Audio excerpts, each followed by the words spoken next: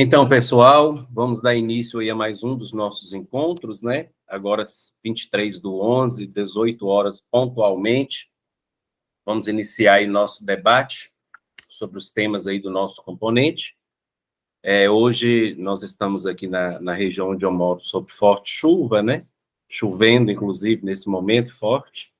Então, pode ser que aconteça aí alguma instabilidade por conta da internet, ou algo desse nível, da qual você já tomem conhecimento, né? Nesse momento, forte chuva aqui onde eu estou. Antes da gente iniciar a nossa aula, que só tem Regis, né, às 18 horas, preciso perguntar para você, Regis, se tem aí alguma situação para a gente poder colocar, para a gente poder discutir com relação aí à disciplina, antes de eu iniciar o nosso encontro.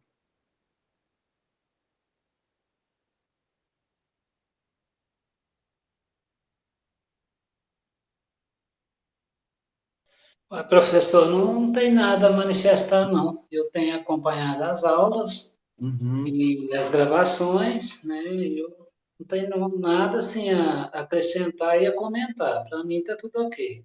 Então, tá ótimo. Por conta do pessoal, né? Assim, talvez alguém comentou alguma coisa, precisa de alguma situação, né? Que tiver aí de acordo com a universidade para a gente tomar providência. Mas, então, vamos dar continuidade aí. Destacando aí, né, o que a gente tem de atividade na plataforma já é de conhecimento de vocês, que é o fórum, né? Que tem um prazo dilatado. As atividades avaliativas, nessa disciplina eu coloquei somente questionários, também ali com prazo dilatado. Nós conversamos aí nos primeiros encontros, né, porque não haveria possibilidade ali de reabertura, para não bagunçar a disciplina, para ficar tudo em ordem para todo mundo, né, estamos chegando aí quase no período de provas, então é muito importante aí que vocês acompanhem mesmo, né, as aulas aí, como o Regis, né, mesmo está dizendo, acompanhe as aulas, faça a leitura do material que está lá na biblioteca, para a gente poder fazer um fechamento de curso bacana, né, um fechamento de curso tranquilo, com todo mundo aí com aprovação, evidente e feliz, né? No próximo semestre eu não sei qual é a disciplina que eu estarei com vocês, mas precisamos fechar esse bloco com sucesso para a gente seguir em frente. Bom, hoje nós vamos bater um papo aí sobre o romance contemporâneo brasileiro, né? Claro que teremos aí influência de outros países, evidentemente, mas com destaque mais ao Brasil, né? Vamos conversar um pouco sobre isso daí, e à medida aí que vocês estão vendo os slides em tela, e eu vou conversando com vocês, e vocês vão associando as ideias aí que a gente tem da literatura sobre esses temas, né? Bom, primeiro, para a gente falar de romance, né, seja ele em qual época for, é preciso que a gente defina, é preciso que vocês entendam, mesmo que verbalmente aqui, né, sobre o que é o romance, né? Primeiro que eu preciso colocar para vocês, isso aí seria uma forma literária, né, pertencente aí ao gênero narrativo e que apresenta uma história completa e evidentemente composta ali por um enredo, né? Então, dentro desse enredo, a gente tem ali o tempo, a ambientação, né, os personagens que são definidos ali de maneira clara, e ele é oriundo ali dos contos épicos, né? E revela ali ações em conjunto ali com a distribuição de personagens ao longo ali de toda uma trama, né? Então, dentre as características, são características bem marcantes desse gênero ali, está a questão da proximidade ali com a realidade, né?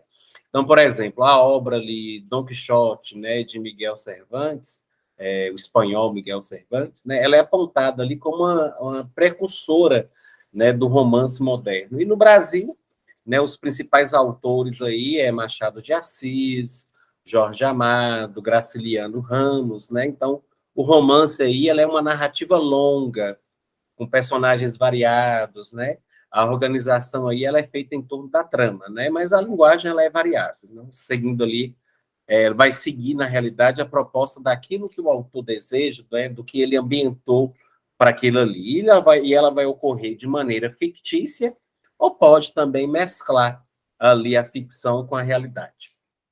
Vale destacar, isso é só para a gente dar uma alinhada na coisa, o romance histórico, né, ele destaca ali a vida, né, os costumes em determinada época, em determinado lugar dentro da história. Então, ele está entre aí os que mais utiliza a união entre a ficção e a realidade. E aí tem também o romance romântico, né, que ele é caracterizado ali pelo idealismo, pelo heroísmo, né, o amor a alguém ou à própria pátria, né, a constância luta que se tem entre o bem e o mal, ele está presente dentro dessa narrativa. O amor romântico, ele é bastante explorado, né? Em geral, ali o desfecho, ele está no final feliz, após uma luta ali entre os personagens para chegar a essa felicidade. Também vai explorar ali a idealização do homem-herói, né? Do cavaleiro, da mulher romântica, né? Que, em geral, ela é submissa ali à espera ali de um provedor. Temos também, dentro da literatura, o romance realista, né, que é a principal característica do romance realista seria a crítica social e às instituições, né, sejam elas políticas, religiosas, familiares, enfim. Né? Então, tem como marca ali o determinismo, né, a crueza dos personagens, sem maquiagem, sem idealismo, também é característica disso daqui. O romance naturalista, né, ainda mais incisivo que o romance realista, né? O romance naturalista ele aponta os aspectos patológicos, né, dos personagens, suas características irracionais, né, às vezes até grotescas. E uma proposta aí, na realidade, ela é uma proposta aí, né, de revolução às convenções sociais, né, explora ali os personagens comuns de natureza forte.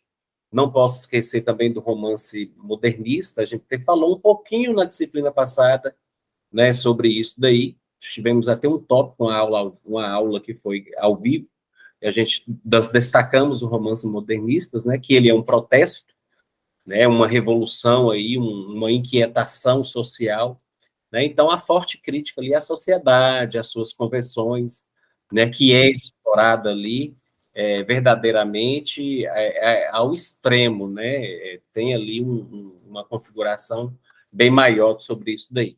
Então, quando eu falei dos principais romancistas brasileiros aí, quando eu coloquei José de Alencar, né, bom que a gente guarde esse nome, nós já temos a biografia dele ali em outras aulas também, né? Sabemos que ele foi jornalista, dramaturgo, da Academia Brasileira de Letras, né? Ali tem aquela obra Guarani, né? Guarani Iracema, entre tantas outras ali, né? Que é destaque ali dentro das obras dele. Então aí a gente resume um pouco, né? O que é o romance para que a gente adentre aí a outros tópicos, né? A outras situações aí. Tema do trabalho de vocês dentro aí do modernismo, né? Então a gente viu que dentre aí 1920 e 1950 a gente tem as três divisões, né? Que seria a geração modernista ou a geração de 22, que tem ali como destaque entre a prosa e a poesia Oswald de Andrade, Mário de Andrade. Depois a gente vem com a segunda geração modernista ou geração de 30, né, que dentro da prosa a gente encontra ali como destaque Graciliano Ramos, José Lins do Rego, Jorge Amado, e dentro da poesia Carlos Drummond de Andrade e Vinícius de Moraes. Finalizamos com a terceira geração modernista ou a geração de 45, onde que se tem ali dentro da prosa Guimarães Rosa e Clarice Lispector. Essa seria ali, né, dentro da literatura moderna, um apogeu, né, um ápice, uma figura importantíssima. E dentro da poesia, João Cabral de Melo Neto, participando dessa terceira geração. Antes de eu chegar dentro desse contexto histórico, na verdade, eu vou falando e vocês vão acompanhando, vão fazendo aí a releitura disso aí também, que vai ficar tranquilo para vocês poderem entender. Primeiro, antes de falar desse contexto histórico, eu preciso começar dizendo para vocês, né, que o romance no Brasil, ele é um fruto muito tardio, né? Por quê? Porque ele formou-se verdadeiramente em meados ali do século XIX, né? Para ser mais preciso dentro de uma época, em 1840 até 1850. Mas só depois dessa última data, depois de 1850, é que ele ganhou uma posição eminente né? Conforme eu vou dizer para vocês aqui na aula de hoje, que vocês vão assistir depois, né? Nesta fase inicial aí, em que a pena dos precursores, né, tateava ali diante de um material, de um romance muito grande, né, o gênero ele não deixou se marcar, ele não apareceu, né, contudo ali, eu posso dizer, pelo individualismo romântico, né, de um lado, pela busca ali do sentimento nacional que existia por outro lado. Então, apesar ali das suas naturais limitações, 3 ou no máximo 4 nomes dessa época aí conseguiram sobreviver. Então, não apenas ali por condições de pioneiros, né, daquele período ali, mas porque eles criaram um tipo de prosa que viria mesmo a caracterizar ali perfeitamente a ficção brasileira. Então, tinha a perfeita condição da ficção brasileira, mas tinha também o extremo, né, ali voltado da literatura portuguesa. Então, esses romancistas, eles não podiam esquecer de que a independência política aí do país, né, só se fizera poucos anos antes, em setembro de 1822. Então, todos eles ali eles procuraram assinalar, de algum modo, ali em suas obras, né, a presença dessa liberdade. E assim que os escritores que eu estou citando seria Joaquim Manuel de Macedo, José de Alencar, né, enfim, eles fizeram para poder dotar aí o seu país de uma linguagem literária que caracterizasse ou então que individualizasse, né, que consignasse ali as peculiaridades mesmo do meio americano através de uma linguagem que seria efetivamente brasileira, né? Então vem ali em seguida, logo depois, né, o que a gente chama de segundo período, que é de 1881 até 1908, se não me falha a memória. O que quer dizer? Que desde o aparecimento dos romances realistas ali de Machado de Assis até a morte dele em 1908, né, é a primeira grande fase ali do nosso romance. Então, durante esse poderoso ano ali de almas, de situações que se consolidam dentro da reputação literária, né, que vão apurando ali uma linguagem e criando ali uma obra realmente de bastante significação até de forma exemplar. Quando a gente vai chegar agora, vamos chegar agora mais perto da gente, né, entre 1909 e 1922, lembrando a Semana da Arte Moderna, né, vai vir ali o período de intervalo, né, que seria um período muito ingrato da nossa história literária, né. Então, a guerra ali de 1914 a 1918, ela vai e ela marca, e eu vou até colocar aqui para frente, e ela marca ali, de algum modo, né, ela quer afastar da gente ali, né, um contato muito mais direto com a literatura francesa, né, quer dando a gente também parte desse conflito, dessa alegria, desse reencontro, né, que foi trazida aí pelo movimento modernista de 1922, que a gente já falou, né, sobre o Oswald de Andrade, entre outros que ali estavam, né? Então, não deixou de fixar em algumas aí de suas correntes ou tendências essas situações, né? Só que durante a Primeira Guerra ali, deu-se uma verdadeira reelaboração dessa consciência nacional brasileira, né, anunciada já dentro dos primeiros dias do século XX, através aí de autores bastante representativos, né, dentro ou fora da ficção. Então, apenas para poder, para a gente deixar registrado aqui, né, eu falei 2 nomes, Euclides da Cunha, eu cito ali aqui 2 nomes nessa situação, né, Euclides da Cunha e Graça Aranha, né, Euclides da Cunha é o autor aí de Os Sertões, né, e Graça Aranha de Canaã, então ambos são de 1902, né, um e outro aí, ou sociólogo como romancista, né, eles postulam ali, essencialmente, uma reinterpretação do nosso país, né, então, Euclides da Cunha mesmo, numa genial reportagem, numa visão aí bem precursora de Graça Aranha, né, o regionalismo, que é bem contido ali em Afonso Arinos, e que antecederam ali no tempo, né, enfim. Então, vai ganhando ali muita dimensão e universaliza mesmo essas nossas estruturas. Então, todos esses 3 autores, né, o tema literário, ele surgira ali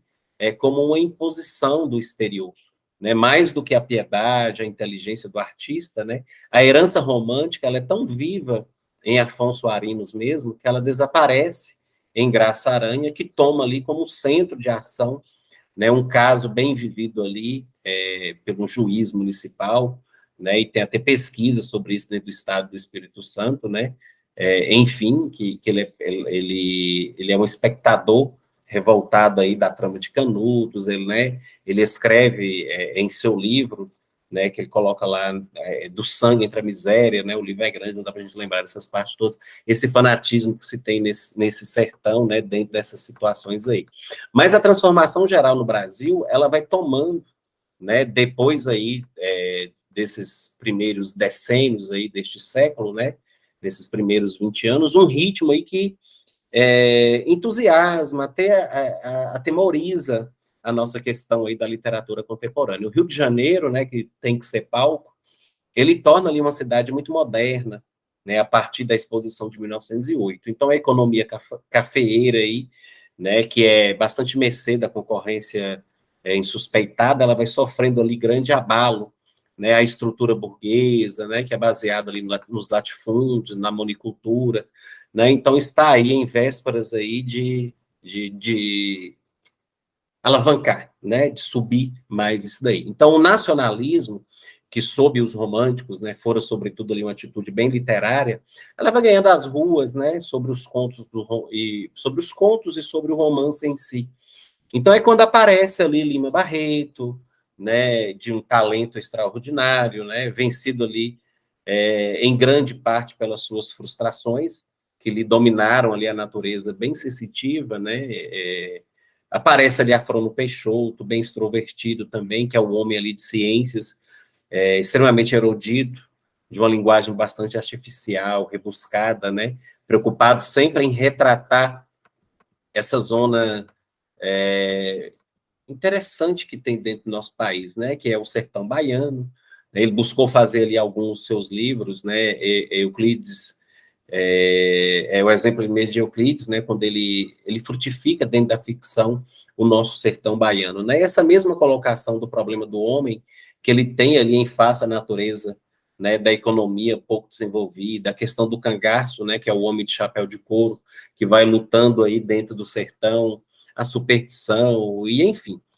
Eu tenho que destacar também nessa aula para vocês, a gente falou muito pouco sobre isso durante o primeiro e o nosso segundo módulo, é a questão do Vale do Paraíba, né, que antes daquele surto industrial que se teve em 1930, quando a gente alavanca mesmo na industrialização, ela vai oferecer ali um quadro regressivo, né, de cores muito sombrias, e é nessa mesma linha pessimista ali que Euclides, ele vai achar inspiração lá em 1916, né, para poder fazer as suas escrituras. Monteiro Lobato sempre voltado ali ao interior paulista, né, dentro das fazendas de café, em decadência, né, é um tipo muito curioso ali, algum tempo ele representa, eu falei com vocês também sobre o Checa Tatu, né, até preconceituosamente, né, esse marginal, diante da natureza bem dinâmica, né, mas é muito estático, né, enfim, então, essa criação de Lobato, ela é mais uma prova de que existia ali uma progênie ali, né, de uma herança que era colocada ali por Euclides da Cunha, né, que tinha de faces a muito problema e muita situação. Bom, então, diante disso, conhecendo alguns autores, né, em 1922 a 1930, algo se vai passar de muito importante dentro das letras aqui no Brasil, né? Então, como a gente sabe, todos aqueles que estudam o nosso processo literário, todo mundo sabe, 1922, ele é decisivo porque é nessa data que se realiza a Semana da Arte Moderna, que foi para nós, né, o que a gente chama de semana de brilho, né? Um baile harmonioso ali dentro do nosso romantismo, né? A liberdade nossa de criar, que os modernistas eles postularam ali, né? A sua submissão àquela rotina que se tinha anteriormente àquilo. Então, dentre as pesquisas de outros campos temáticos, eles trouxeram, né, os romances aí a possibilidade de adquirir outras dimensões ali que faltaram até mesmo ali como Machado de Assis, né, que se pode dizer ali um extraordinário romancista, obviamente, a Luísa Azevedo, né, de uma pesquisa mais ampla ali, dentro dessa linguagem, né. Então, eles fizeram parte ali desse primeiro cenário nosso, da primeira fase, onde se tinha ali uma linguagem coloquial, que evidentemente ela foi registrada pela ficção ali de um fino bom gosto, né, com devidas ponderações ali dos valores estéticos, né, mas imitando ali, nas mãos, né, de ali dos imitadores de Machado de Assis, era um instrumento ali que transformava uma linguagem que tinha uma volta artificial a um nome ali de uma pureza, né, onde se dá. Já os romances aí da fase aguda do modernismo, eles não são obras, né, não são obras tão excelentes, obras-primas, mas elas iniciam outras experiências que atingem tanto a questão da expressão, tão quanto ali a questão mais romântica, né, voltada ali para esses termos também. Então, vale destacar, também dentro dessas estruturas aí, né, que é bem o que se sucede com a questão de Oswald de Andrade, dentro da primeira fase. Não sei se vocês viram no vídeo da segunda aula, quando foi destacar essas fases ali, né? O Oswald de Andrade, dentro da primeira frase, com o Mário de Andrade principalmente, né? Existe ali um estúrdio, né? Quando eles quando destacavam ali Macunaína, inclusive ali nessas obras de denso fundo psicológico, né? Quando se tinha ali a questão do amor, né? Do primeiro romance, enfim. Então, aqui no Brasil, essa análise ela é de fato ali uma aventura que faz parte ali de toda a história. Então, o mesmo a gente pode dizer de outras obras também que se tem, mas que não tem uma longa escala como isso daqui, né? Então, isso nos leva a pensar, se vocês conseguiram pegar o raciocínio que eu coloquei de 1800 e borrachinha até aqui, que essa semana de 1922 até 1930, as letras brasileiras, né, principalmente ali na ficção romanesca, ela repetiu uma ficção que é uma ficção muito poética, né? A gente conheceu dentro desse período aí o mais fértil momento de uma pesquisa de estética, né? Embora ali, como é natural, né, aquele fervor que tenha prejudicado ali o romance como a questão da história, mas dentro de um sentido clássico do gênero, né? Não estaria ali, por exemplo, oculto uma transformação ou uma grande transformação nas literaturas do Ocidente, né? Até chegar no romance final. Mas seja como for, ou seja como a gente entende, né? Porque tem outras situações que são relevantes a esse período, o que faz a gente dizer é que depois de 1930, as coisas que não processaram dentro desse rigor cronológico que eu coloquei anteriormente, evidentemente ali, né, ela se aproximou ali de coisas necessárias para um resto, né? Quais que causas que concorreram com isso que a gente pode destacar? Primeiro, teve ali um aparecimento ali de autores qualitativos e quantitativos, né, que são bastante importantes nas mais diversas regiões do Brasil. O que eu acho bastante interessante é o aparecimento de outras situações dentro da nossa literatura, né, o aparecimento ali de editores até ditos corajosos, né, pertencente ali a uma sociologia literária, e é uma porta que Monteiro Lobato abriu dentro desse período aí. A existência de um público numeroso mesmo, e um público ávido, que estava até escondido, né, para poder conhecer essa província brasileira, né, as particularidades, o estilo de vida original. O que apareceu mais? Um espírito nacionalista, né, que animou a vida literária, que estava um pouquinho caído. Não sei se vocês lembram que eu falei que os nossos melhores estavam estudando fora, buscando outros ritmos, a gente estava, né, em crise. Então, voltou aí esse espírito nacionalista nosso que foi dando um ânimo para essa vida literária. É claro que na esteira do bom aparece sempre o mal, né? A gente né, o romance e reportagem, o romance de tese, né? Os romances aí que vão trazendo, que são enraizados dentro dos prejuízos aí da política e da religião. Mas, como sempre, aí vai acontecendo, né? Os valores positivos, eles acabam vencendo ali as limitações desse meio e desse momento que se passa ali, e vão produzindo obras que se eternizam dentro da nossa literatura, né? É o caso ali do romance nordestino, né? Que a gente sabe que é até fonte de estudo da gente até hoje, né? A região que é muito sofrido, a cana-de-açúcar, que havia ali de longa data criado condições bem propícias, né? Para o desenvolvimento da sociedade rural e que não tem faltado ali aquele período de castigo ali das secas dentro daquela situação. Não vou destacar a questão do Ceará nesse momento, porque a gente pode ter isso nos processos de revisão de vocês, a questão da seca também, a gente já conhece isso dentro dos nossos estudos anteriores, né? Mas eu preciso falar com vocês aí sobre Jorge Amado, o baiano Jorge Amado, né? Que ele pertence aí também ao grupo dos romancistas nordestinos. Então, ele afora a ligeira variante ali, ele vai usando uma mesma técnica, ou seja, né?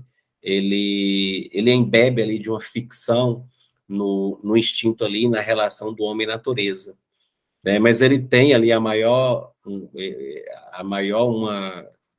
uma causa naturalista ali que desdenharam, que é um poder poético, né, que ele aparece ali em 1933, junto, claro, com Graciliano Ramos, aí na linha dos romances da qual ele colocou, como Capitães de Areia, né, Cacau, Suor, né, então eles vão repetindo, eles repetem ali certos chilês ali dos seus discípulos, né, mas o autor brasileiro, ele renova ali, de algum modo, né, esse processo oitocentista ali, quando do nada ele começa a produzir versos ali de temas que nunca foram tratados ali a sério pelas nossas ficções como um todo, né? Então, Quincas Bordas, talvez não, mas enfim, traz para a gente ali um arrepio literário dentro do Nordeste, né, dentro dessa propagação aí. Jorge Amado, ele vem trazendo isso para a gente, né, Érico Veríssimo, ao estrear dentro desse processo aí com Clarissa, vocês devem ter visto isso aí também. Se fosse para a gente poder citar essas obras, esses nomes aí, né, seria extremamente longínquo, que a gente não vai conseguir também dessa forma. Mas quando a gente vai refletir esse ambiente físico, né, esse ambiente cultural dentro da nossa tradição humana mesmo, né, já acentuara ali, aparece Alceu Amoroso Lima, né, o romance mineiro, pós-modernista até, né, Lúcio Cardoso, Ciro dos Anjos, né, então não vale faltar para eles aí local, nem cor, nem paisagem nativa ali, para que eles possam falar sobre isso, tão quanto o Nordeste fala. Então, o Grupo Mineiro, ele não tem grande interesse por conta desse estilo, né? Seria ali um leitor comum, que é um trabalho ali voltado a muita doutrina, a muita situação, voltado a pouco aspecto mesmo dentro dessa situação. Voltando ao Rio de Janeiro, né, a antiga capital do nosso país aí, pelo menos dois autores se impõem dentro do período que a gente vem tratar, né, dessa aula aí, que é o Marquês Rebelo, né, e Otávio de Faria. Eles são cariocas da Gema, né, ambos conhecendo ali bem a vida urbana, então eles se veem perfeitamente representados ali pela classe média ali do nosso país.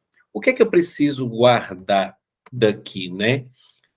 Dentro desses períodos, dentro desses autores, dentro dessa estética que a gente está trazendo, que eu estou trazendo para vocês hoje. Primeiro que a literatura brasileira contemporânea, ela vai englobar ali as produções do final do século XX e da primeira metade ali do século XXI. Então, ela vai ser marcada ali por uma multiplicidade, como é que eu posso tratar, até de tendências, né, sobre a nossa literatura. Ela vai reunir ali um conjunto de características de diversas escolas literárias anteriores e vai revelar uma mistura ali de tendências, né, que vão inovar aí a poesia, a prosa, os contos, as crônicas, né, os romances, as novelas, dentro daquele período. Então, muitas características da literatura contemporânea, elas estão ali relacionadas com o movimento modernista. Então, quando eu falo, por exemplo, da ruptura dos valores tradicionais, né, Mas a identidade, nesse momento, ela não é mais uma busca, ela vai sendo revelada ali por uma crise existencial ali do homem pós-moderno, né?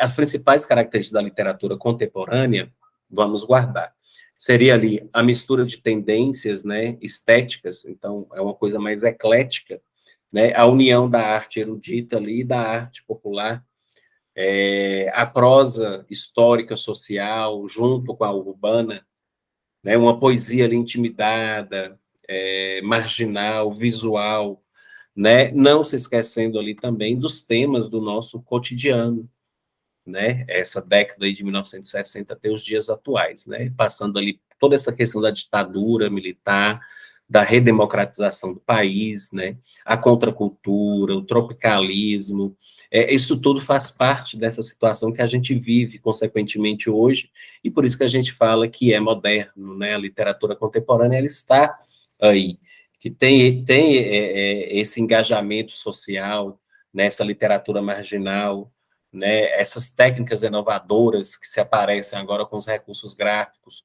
com as montagens, com as colagens, né, essas formas mais reduzidas, né, à intertextualidade.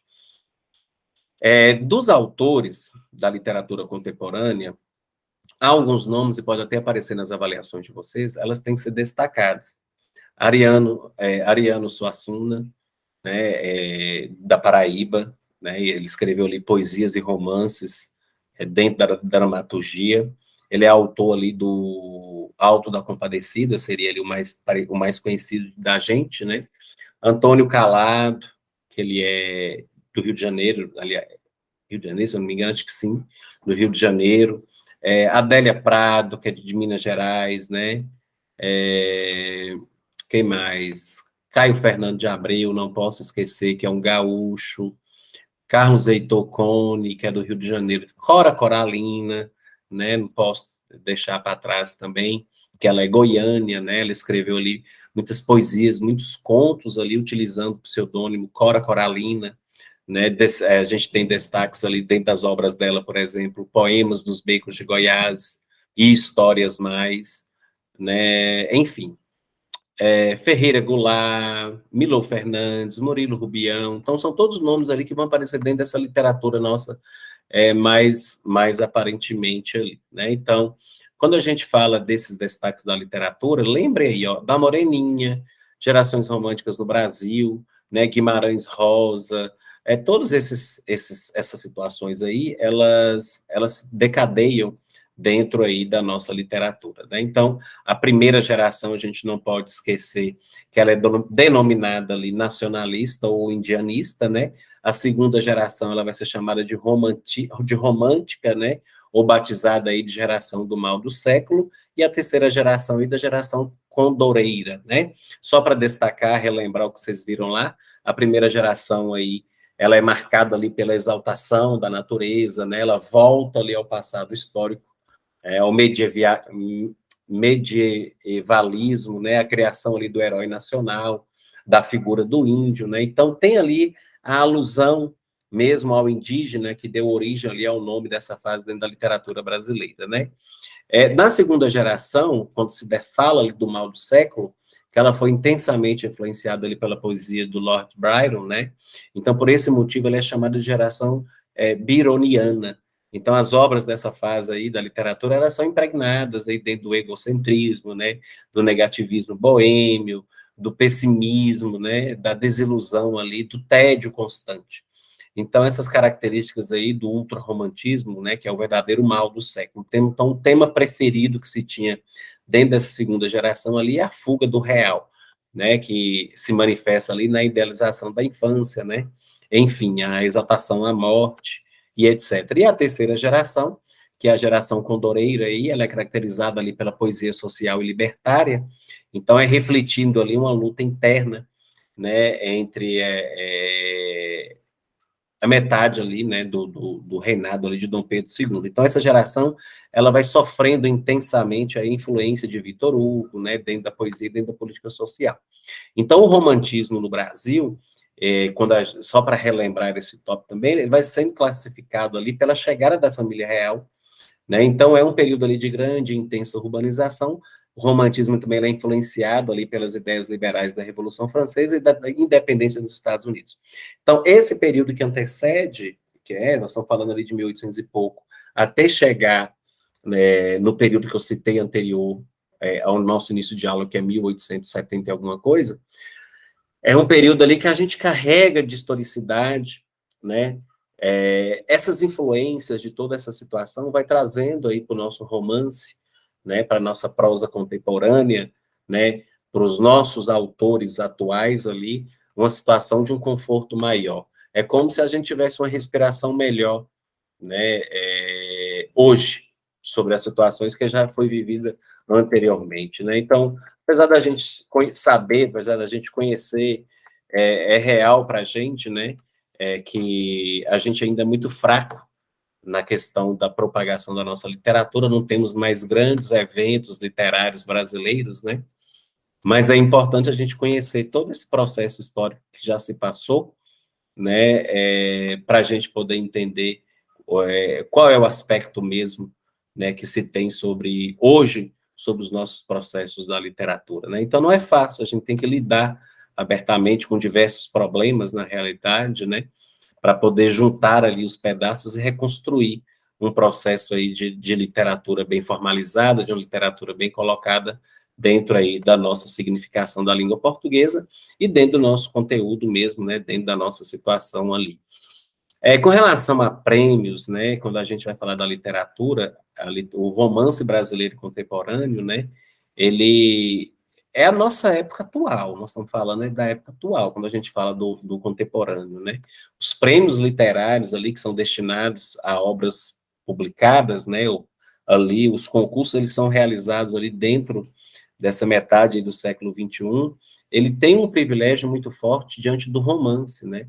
Os júris ali que são responsáveis pelas premiações, eles são constituídos ali por críticos literários, por escritores estudiosos da literatura, né, que vão qualificando ali os livros que são escolhidos na realidade. Então, examinar ali faculta compreender, né, em que termos de autores e obras, né, que são mais representativos aí da ficção atual dentro do nosso país.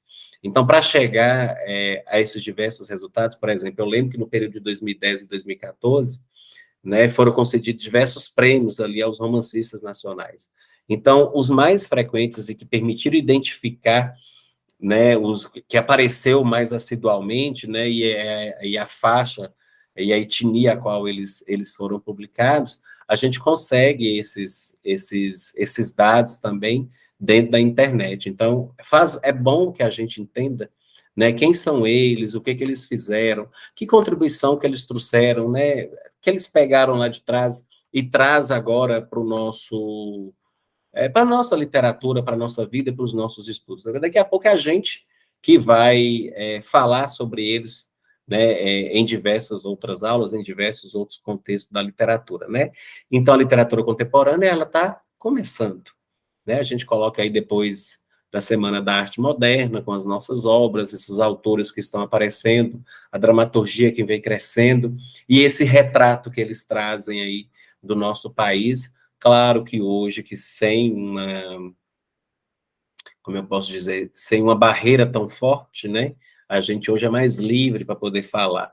Então, por isso que aparece aí esses autores escrevendo, aparecendo na mídia e construindo aí esse ato, que é o ato contemporâneo de se enxergar as coisas. Eu vou mostrar para vocês aqui agora um pré-resumo, né, também, só para condensar a minha fala e finalizar também a nossa gravação, para a gente entender aqui com o professor, né, Noslen, né, sobre esse processo literário também importantíssimo para ficar registrado e para os demais assistirem também daqui a pouquinho. Literatura contemporânea. Que bicho é esse? Solta a vinheta.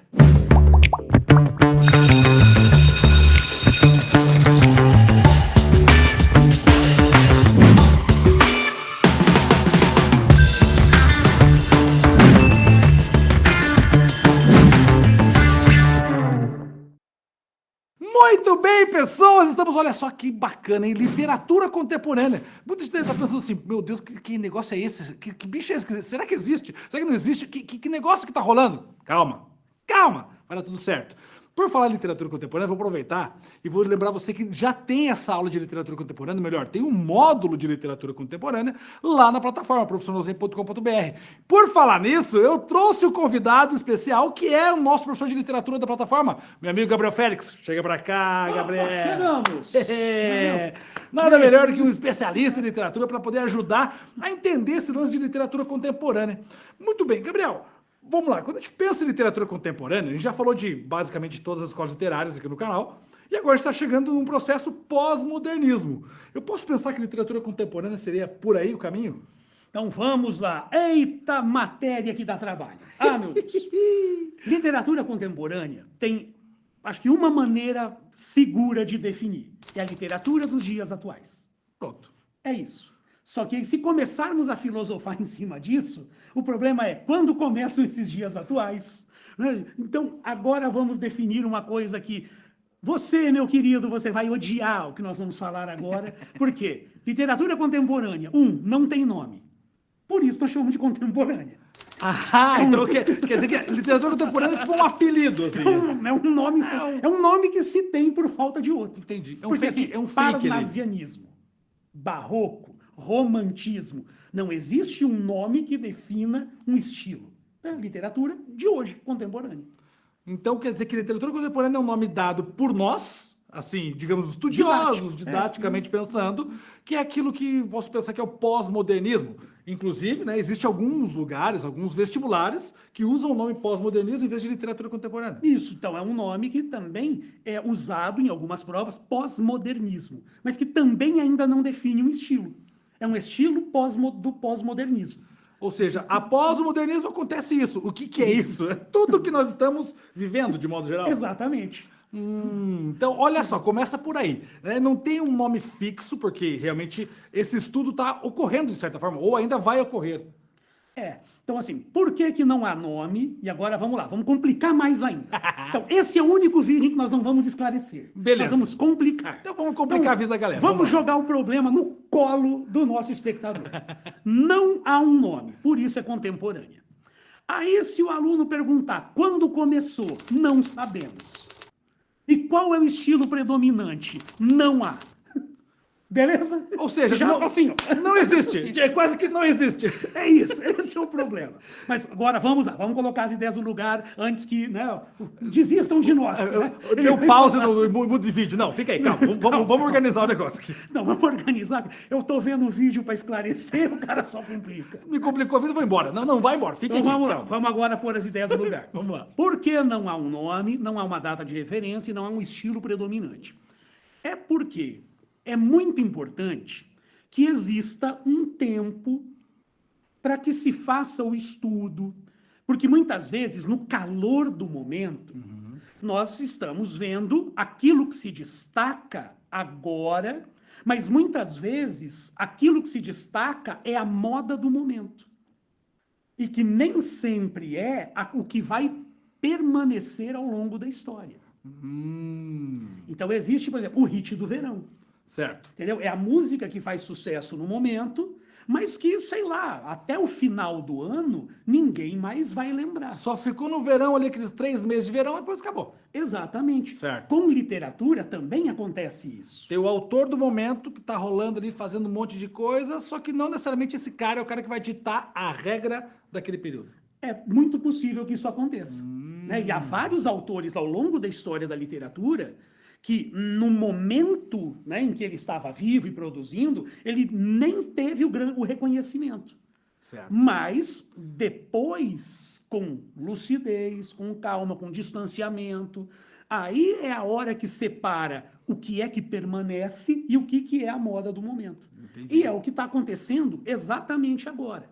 Existem autores que se destacam. Se você pensar o que é o best-seller da livraria, né, do ranking... que mais está vendendo na Amazon. Né? Amazon patrocinando. Não, opa, chega aí.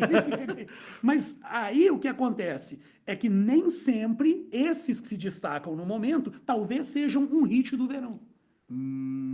E aí tem uma expressão só nesse momento e não para o período todo. Então é muito provável que esse estudo da literatura que está acontecendo agora ocorra futuramente.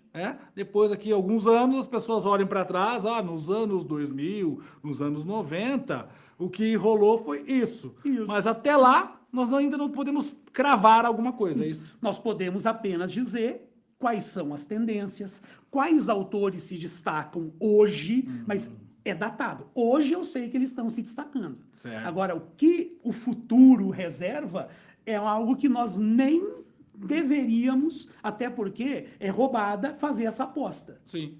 Porque aí o futuro é a história que vai dizer, não nós agora. Podemos fazer apostas. O futuro a Camões pertence. Isso. Certo. Nós podemos apostar, fazer um bolão para daqui 20 anos. Mas não dá para saber ainda. Não dá para saber. Certo. Então, bom, de modo geral, então a gente sabe que não tem nem como dizer características próprias, porque essas características também só vão aparecer no futuro, quando ocorrer um estudo disso, se ocorrer um estudo disso. Possivelmente vai ocorrer. Sim. Né? Até mas ainda fica tudo no mundo da possibilidade. Isso, é a possibilidade. Há os estudiosos de hoje, as universidades hoje estudam isso, só que agora é o tempo que vai dizer as características, estudos, até arrumar um nome para esse período, coisa que atualmente ainda não há. Beleza. Agora eu tô pensando aqui, e se aparecer, Gabriel, numa prova de vestibular, literatura contemporânea, ou literatura pós-moderna, dependendo do nome que derem ali, o que eles podem cobrar no vestibular ou no próprio Enem, se é que o Enem cobra isso também ou não cobra? Como que a gente vai analisar? Porque acho que o que importa para nós é isso, né, gente? Olhar assim, tem uma questão aqui que está falando de literatura contemporânea, pós-moderna, o que ele pode cobrar? Não só pode cobrar, como já andaram cobrando isso. Só que agora, quais são os limites das questões? Não é possível que se pergunte numa prova quando começou, qual é a obra de início. Okay. Por isso que nos vestibulares, em que eu já vi isso acontecer, a questão já vem com um enunciado com uma data de referência. A literatura contemporânea, e aí num parênteses, de 1900 e alguma coisa em diante. Então isso já vem na questão. Certo. Por quê? Porque não existe ainda essa definição e essa convenção. Por exemplo, vamos pensar, Semana de Arte Moderna, 22, início do modernismo. Certo. Então, isso é fácil colocar porque há uma convenção. Para a literatura contemporânea, não. Então, fica tranquilo, ninguém vai perguntar isso para você. Certo. Então, data não vou cobrar. Nome também da escola não vou cobrar porque não tem. Certo? Isso. Autor principal também não tem como ainda. É possível pensar em autores que se destacam agora. Beleza. E agora vamos pensar no seguinte: o que acontece na literatura de hoje? Se em outros tempos era possível dizer o período tal era o barroco e o estilo era este, hoje em dia nós vivemos um período que dá para se colocar que é uma era da diversidade. Então, essa diversidade que nós encontramos de posicionamentos ideológicos, tribos diferentes, grupos, turmas, também existe na literatura. Então, não é possível definir um estilo, porque são vários interesses, vários estilos convivendo juntos. Então, eu vou jogar para você esta palavra. É o período da diversidade. Isso é uma coisa legal de gravar, hein? Então. Período da diversidade, da mistura, né? Tudo junto. Não. Exato. Vamos ver um exemplo aqui, na narrativa contemporânea.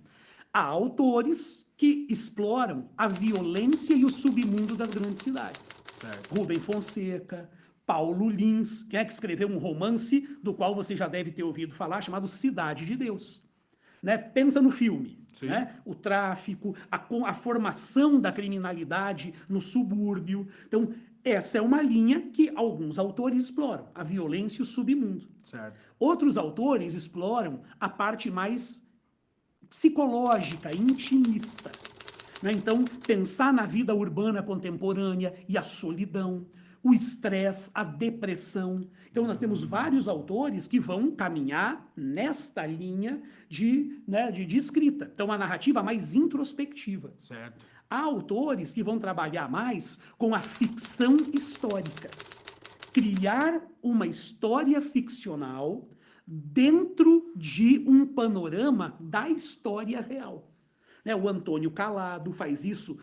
Vamos pensar em autores que vão construir uma história só que dentro de...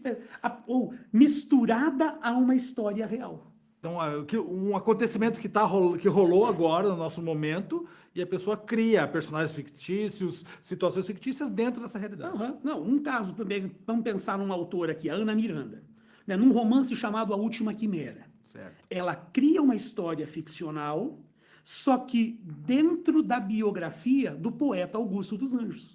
Então, a história dele existiu, né? O Rio de Janeiro da época, a Paraíba da época, Existia. né? Tudo isso estava lá. Tal. Então, existe essa interligação de uma história real, mas uma história fictícia correndo dentro disso. Show de bola.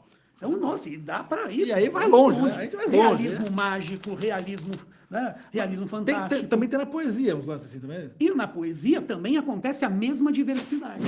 Se pensarmos na poesia de vanguarda, o concretismo como carro-chefe e as suas dissidências, poesia praxis, poema processo, neoconcretismo. Tem a poesia marginal também, não tem? Isso. Agora vamos pensar agora um outro contexto dentro da contemporaneidade, a época da ditadura militar. Certo. Como uma poesia que era contrária ao sistema de contestação, que é a poesia social, mais ideológica, politizada, e a poesia marginal, que era a contracultura.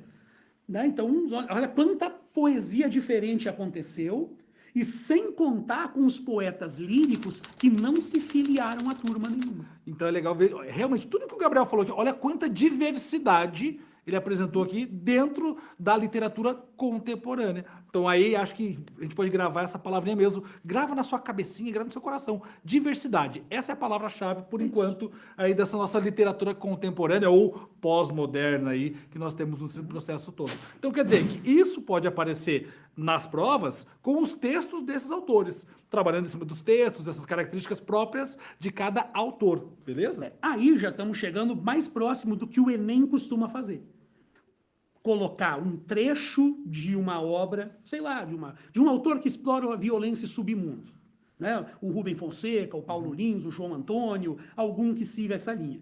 E aí, a partir do texto, apareceu uma questão de interpretação, de compreensão, né? Sabendo identificar o que a questão pediu, naturalmente, e ver como o autor trabalha esse tema dentro daquele texto. Show de bola. Então, esse é um caminho que também é muito produtivo, já que não há características firmes, né, bem definidas para serem cobradas, a compreensão de texto é o caminho mais usado pelos exames e pelas provas de concursos. Para poder usar os textos da atualidade ou da contemporaneidade. Exato, ou pós-modernidade. Sei lá, olha a confusão e a salada. Show de bola, que maravilha. Olha só, gente, e aí, olha só, essa aula nossa aqui, basicamente está finalizando, chegando no processo final da literatura dentro do nosso canal. Obviamente, lembrando que a gente tem lá também na plataforma, o Gabrielzinho Opa, tá lá, aqui, firme e forte, Vamos lá. da plataforma professornozen.com.br, fazendo lá todas as aulas de literatura, tá tudo rodando. Bom, gente, é apenas para ilustrar ali, né? Eu fiz um processo até chegar nos nossos autores, nas influências, na situação deles aí no cotidiano, mas eu acho que eles condensam basicamente aí o que é necessário que a gente entenda, né? É tudo novo, literatura contemporânea, é tudo novo, é tudo acontecendo, é tudo agora neste momento, né? E aí a gente tem que aguardar o que vem pela frente, para saber o que eles vão trazer daqui 10, 15, 20 anos, né, de estudos ali para a nossa literatura. Então, assim finalizamos nosso encontro de hoje. Eu irei finalizar a gravação. Desejo a vocês aí um ótimo estudos, né? E encontraremos